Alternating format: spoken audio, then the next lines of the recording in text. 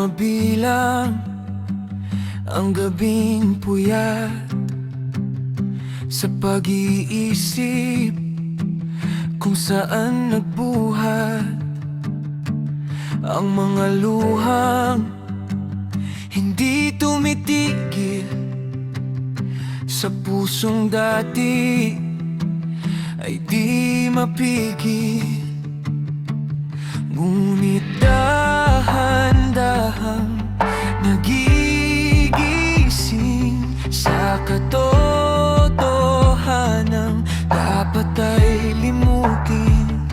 Hindi na lingon sa ating nakaraan, bubuksan ang pinto ng bagong simulaan.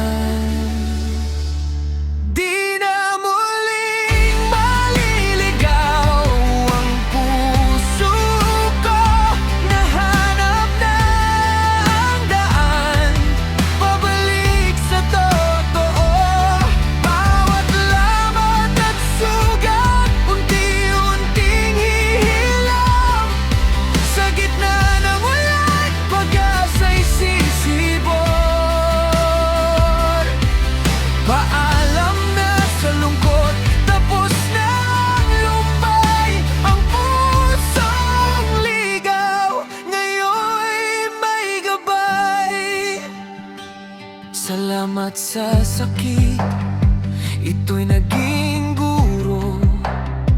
Natutong tumayo, natutong matuto.